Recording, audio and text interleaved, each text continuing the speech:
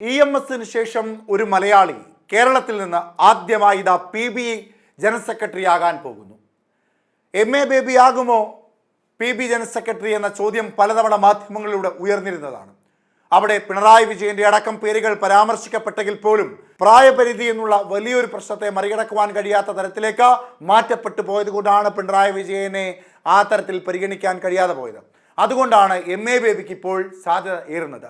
എന്നാൽ MA ബേബിയുടെ പേര് വെട്ടാൻ വേണ്ടിയുള്ള ഉൾപാർട്ടി പ്രശ്നങ്ങളെല്ലാം CPM-ൽ ഉണ്ട് എന്നും പിണറായി വിജയൻ അടക്കമുള്ള പ്രധാനപ്പെട്ട നേതാക്കന്മാരെല്ലാം MA ബേബിക്ക് വേണ്ടിയുള്ള ശുപാർശ നടത്തുന്നില്ല എന്നുള്ള വാദങ്ങൾക്കെല്ലാം എതിരായി ഇപ്പോൾ MA ബേബി ഇതാ PB ജനറൽ സെക്രട്ടറി ആകാൻ പോകുന്നു.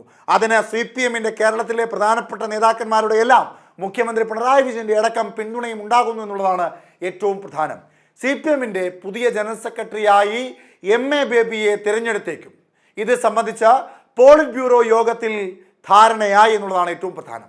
16-അംഗ PB-യിൽ 5 പേർ മാത്രമാണ് ബേബിയെ ജനറൽ സെക്രട്ടറി ആക്കുന്നതിന് എതിരഭിപ്രായം ഉയർത്തിയതെന്നും റിപ്പോർട്ടുകൾ പറയുന്നുണ്ട്. പ്രായപരിധി ഇളവോടുകൂടി മുഖ്യമന്ത്രി പിണറായി വിജയൻ PB-യിലും PK ശ്രീമതിയും മുഹമ്മദ് യൂസുഫ് തരിഗാമി കേന്ദ്രത്തിലും തുടരുന്നതിന് തീരുമാനമായിട്ടുണ്ട്.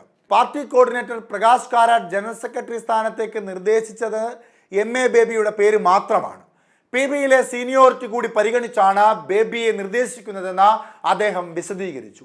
കേരള ഘടകവും മറ്റ് സംസ്ഥാനങ്ങളും ഇതിനെ അനുകൂലിച്ചപ്പോൾ ബംഗാളിൽ നിന്നുള്ള അംഗങ്ങളായ സൂര്യകാന്ത് മിശ്ര, നീലോൽപൽ ബസു, മുഹമ്മദ് സലീം, രാമചന്ദ്ര ഡോം, മഹാരാഷ്ട്രയിൽ നിന്നുള്ള അശോക് ധാവ്ല എന്നിവർ ഇതിനെ എതിർക്കുകയും ചെയ്തു എന്നുള്ളതും ഏറ്റവും പ്രധാനമാണ്.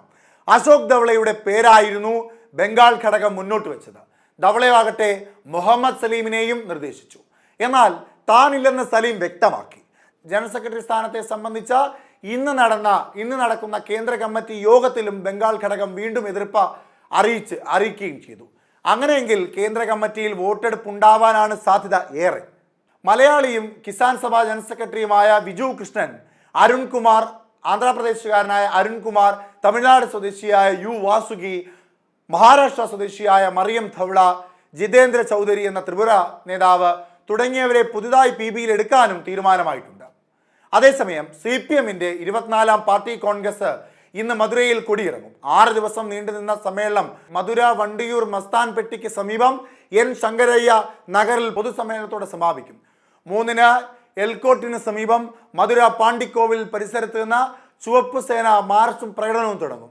വാച്ചാത്തി സമര പോരാളികൾ ഫ്ലാഗ് ഓഫ് ചെയ്യുന്ന പ്രകടനത്തിൽ 10,000 റെഡ് വോളണ്ടിയർമാരായിരിക്കും അണിനിരക്കുക. ഇത്തരത്തിൽ PB സമ്മേളനം അവസാനിക്കുമ്പോൾ കേരളത്തിൽ നിന്ന് MA ബേബിയെ പരിഗണിക്കുകയും ഒപ്പം കേരളത്തിന് കൂടുതൽ പ്രാധാന്യം നൽകുകയും ചെയ്യുമെന്ന സൂചനയും പുറത്തു വരുന്നുണ്ട്. എന്നാൽ ഇപ്പോഴും KK ശൈലജ ടീച്ചറിനെ പരിഗണിക്കും എന്ന കാര്യത്തിൽ ഒരു ധാരണയും ആയിട്ടില്ല എന്നുള്ളതാണ് മറ്റു തരത്തിലുള്ള പ്രധാനപ്പെട്ട കാര്യം. കാത്തിരിക്കണം MA ബേബിയുടെ ആ പുതിയ സ്ഥാനാരോഹണ ചടങ്ങിന് വേണ്ടി.